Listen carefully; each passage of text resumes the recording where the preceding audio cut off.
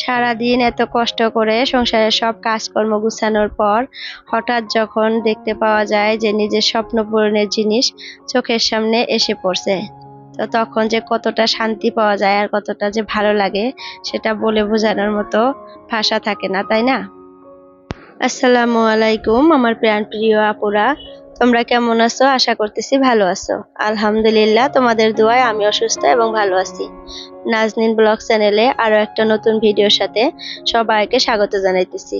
আশা করতেছি আজকের ভিডিওটাও তোমাদের কাছে অনেক ভালো লাগবে।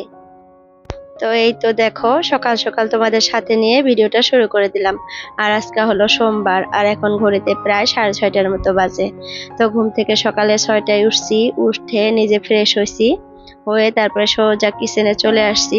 সকালের খাবার রেডি করতেছি। এই যে সকালের খাবারের জন্য আজকে রুটি বানাবো আর চা করব। আর রাতের একটু সবজি আছে, জানি না হাজবেন্ড খাবে না নাই, যদি না খায় আমি খেয়ে নেব। তো এগুলাই করব। আর ছেলের তো স্কুল আছে, তো ছেলের স্কুলের টিফিন দিতে হবে। তো রুটি দিয়ে ডিম দিয়ে ভেজে দেবো এগ রোলের মতো করে। তো যার জন্য আর কি রুটিটা বানাইলাম আজকে। এইদিকে একটা একটা করে সবগুলা রুটি বানিয়ে নিলাম। তারপরে দেখেন কচু আনছিলাম, সকালে ঘুম থেকে উঠেই না মানুষের খেতে যায়া আগে একটা কচু নিয়ে আসছিলাম। তো 2টা কচু আনছিলাম, তার মধ্যে একটা কচু পচা ছিল আর একটা ভালো ছিল, সেটাই কুটে নিছি। আর এতটুকু হয়ে গেছে কাটার পর। তো সেটা দিয়ে রাতে যে মাছ নিয়ে আসছিল, কালকার ভিডিওতে হয়তো দেখছেন আপনারা, তো সেই মাছটা তো কেটে আমি ফ্রিজে রেখে দিছিলাম। তো সেই মাছ দিয়ে আজকে কচু দিয়ে রান্না করব। আর এই কচুগুলা দিয়ে মাছ দিয়ে রান্না করলে যে এত ভালো লাগে। আর মাছটা কিন্তু কালকা নদীর ছিল, খুবই ভালো মাছ। তো সেই মাছ দিয়ে রান্না করব, হয়তো খুবই মজা হবে খাইতে। আরো একদিন এই কচু দিয়ে আমি মাছ দিয়ে রান্না করছিলাম, খুবই ভালো লাগছিল। ওই দিন খেতে বেশ মজা লাগছিল, তাই হাজবেন্ড রাতে বলে লাগছিল যে কালকে একটা কচু নিয়ে আইসা মাছটা দিয়ে রান্না করো। তো যার জন্য সকালে ঘুম থেকে উঠছি কচু আনতে যাব বলে। তো সেই কচু আইনাও একটা ভালো আর একটা খারাপ। তো ওই একটাই যতটুকু হয়েছে অতটুকুই রান্না করতেছি। তো একটু রাতের জন্য কিন্তু আমি রেখে দিব, রাতে আর সবজি রান্না করব না। তো যার জন্যই কিন্তু আমি 2টা নিয়ে আসছিলাম, কিন্তু ওই যে একটা নষ্ট বাড়াইলো, ওটা ফালিয়ে দিলাম। তো কপালে নাই। তো যাই হোক, এদিকে দেখেন মাছটা এক পাশে মানে কষাইতেছি আর এক পাশে কচুটা বসিয়ে দিছি। তো দেখেন কচুটা কত সুন্দর, এত সুন্দর মানে গলে যায় কচুটা রান্না করার পর। আর আলাদা একটা টেস্ট পাওয়া যায় মানে খাওয়ার সময়। তো জানি না এটা কি কচু বলে, একদম বড় বড় যে সাইজের কচুগুলা হয় সেই কচুগুলা। এগুলার কিন্তু ওই যে ডেরাটা যে থাকে ওইটাও কিন্তু ভাইজা খাওয়া যায়। তো যাই হোক, এদিকে ছেলের জন্য ডিমটাও ইয়ে করে নিলাম, ফাটিয়ে নিলাম। ওই যে টিফিনে দিয়ে দিব রুটির সাথে ভেজে, তো যার জন্য। তো ছেলের ওদিকে ভাত টাত খাওয়া কমপ্লিট, বোতলে পানি ভরে নিল। এখন ছেলেকে ড্রেস পরিয়ে দিবে তার বাবা। তার বাবা ঘুম থেকে উঠে পড়ছে, যেহেতু আমি একটু কিচেনে ব্যস্ত, তো আমি নিজেই বললাম যে তুমি ঘুম থেকে উঠে ছেলেটাকে একটু ড্রেসটা পরিয়ে দাও, আমি কিচেনে তার জন্য টিফিন রেডি করতেছি, একটু ব্যস্ত আছি।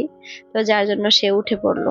তো যাই হোক, ফার্স্টে যে বললাম যে সারাদিন সংসারের কাজকর্ম করার পর চোখের সামনে নিজের স্বপ্ন পূরণের জিনিসটা যখন দেখা পাওয়া যায় তখন কিন্তু খুবই ভালো লাগে, আলাদা একটা শান্তি পাওয়া যায়। ছোটই হোক সেটা জিনিস বা বড়ই হোক সেটা কিন্তু ম্যাটার করে না।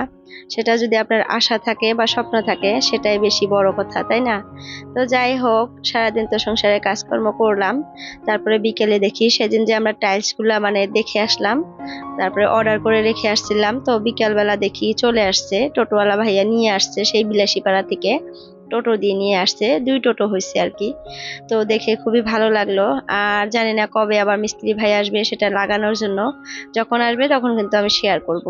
তো যাই হোক, এই পাশে কিন্তু সবজিটা হয়ে গেছে, নামিয়ে নিলাম। আমি 2টা বাটিতে নামিয়ে নিছি, একটা রাতের জন্য রেখে দিলাম ফ্রিজে আর একটা বাহিরে রাখলাম, যেহেতু একটু একটু গরম আছে।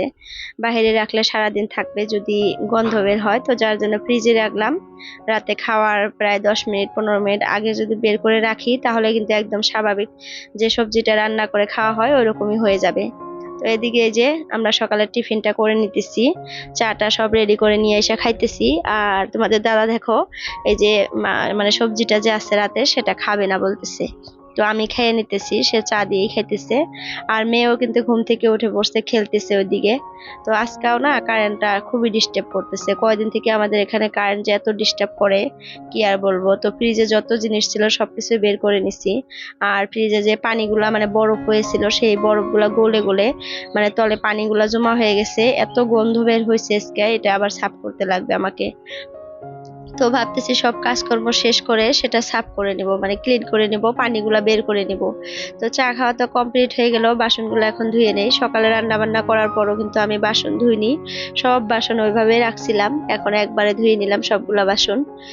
আর তোমাদের দাদা ভাই দেখো দোকানে চলে গেছে, আলানাটার কি হালাত করে দিয়ে গেছে দেখছো।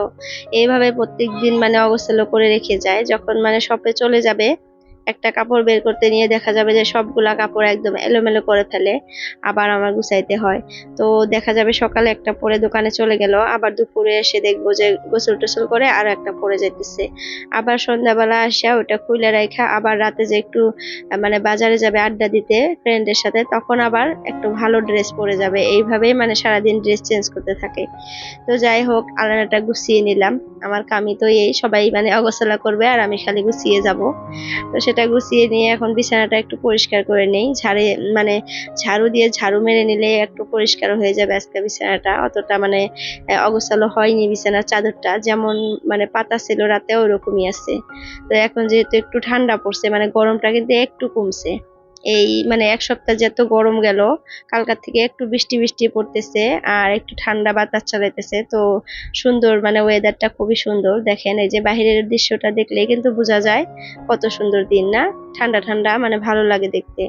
আর মানে ভালোই লাগতেছে। ওই কয়দিন যেটা গরম গেছে, সবসময় খালি আমি ভিডিওতে বলতাম যে এত গরম এত গরম, তো এখন সেই গরমটা একটু কমে গেছে। আর আমার মেয়ের কিন্তু চুলগুলো আমি টাকলু করে দিছি, মাথাটা আর কি। যেদিন আর কি টাকলু করে দিলাম তার 2 ঘন্টা পরে দেখি যে বৃষ্টি চলে আসলো। এত গরম দেখে মেয়ের মাথা দেখি খালি মানে ঘেমে যায় আর পানি পড়ে, আর মাথার মধ্যে কেমন জানি ছোট ছোট মানে গোটার মতো উঠে গেছে, খামাচির মতো।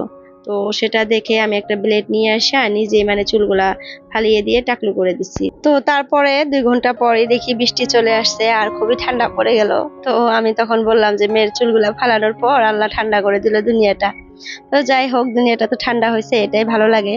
তো বলতে বলতে দেখেন 10টা 11টার দিকে এতটা রোদ উঠে গেছে, এই যে এখন সুন্দর রোদ উঠছে। আর কাপড়গুলো আমি রোদে মেলে দেব। আর রোদে মেলতে মেলতে আমার মিষ্টি বোনদের সুন্দর সুন্দর কমেন্টগুলো এখন আমি পড়বো। তো ফার্স্ট কমেন্ট হলো রত্না লাইফস্টাইল আপু আমাকে কমেন্ট করছে ফার্স্টেই। আর সব সময় ভিডিও ছাড়ার সাথে সাথেই কমেন্ট করে, খুবই ভালো লাগে আমার তার জন্য, খুবই আপন মনে হয় এই বোনটাকে। তো আপু বলছে আসসালামু আলাইকুম, কেমন আছো আপু? তোমাকে অসংখ্য ধন্যবাদ মিউজিক কোথায় থেকে নেওয়াটা বলার জন্য। পুরো ভিডিওটি দেখে নিয়েছি, খুব ভালো লাগলো। তো তোমাকে অনেক ধন্যবাদ, তুমি যদি বুঝতে পারছো আমি যে বলছি সেটা। তো আমি তো ট্রাই করছি যতটুকু পারি। তো তুমি যদি বুঝে নিয়েছো তাহলে কিন্তু অনেক ভালো লাগলো আমার। তো সেখান থেকেই তুমি মিউজিকগুলা ডাউনলোড করে নিও। তোমাকে অনেক ধন্যবাদ, আমার পাশে থেকো এভাবে। তারপরে হাকিমুল ইসলাম আপু আমাকে কমেন্ট করছে, অনেক সুন্দর হয়েছে ব্লগটা, একদিন নতুন ঘরটাকে ঘুরে দেখাবা। তো আপু আমি না ট্রাই করব নতুন ঘরটা মানে ঘুরে দেখানোর জন্য। এখনো যেহেতু একদম সম্পূর্ণ কাজ করা হয় নাই, তার জন্য কিন্তু আমি দেখাইতেছি না। যখন হয়ে যাবে তখন ভাবছি যে সুন্দর করে একদিন ঘুরে দেখাবো।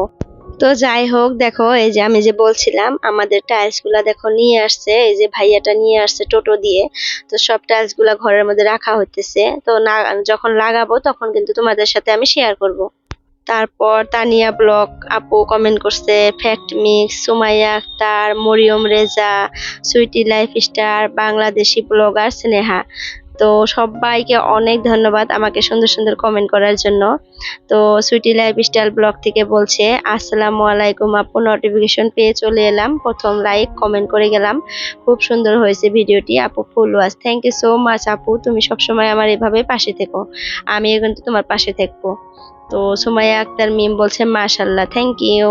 তারপরে মরিয়ম রেজাও বলছে মাশাল্লাহ, খুব ভালো লাগলো ভিডিওটা, নতুন ঘরে কোন দিন ঢুকবো খুব সুন, মানে খুব তাড়াতাড়ি ঢোকার ট্রাই করতেছি। তো যখন ঢুকবো তখন কিন্তু নিশ্চয় দেখতে পারবা তোমরা। তারপরে ব্লগার, বাংলাদেশি ব্লগার মম স্নেহা আপু, তোমার কথাগুলো শুনে অনেক ভালো লাগলো, সব মিলিয়ে তোমার ভিডিওটা অসাধারণ, লাইক দিয়ে পাশে আছি। থ্যাংক ইউ সো মাচ আপু, বাই বাই, আল্লাহ হাফিজ।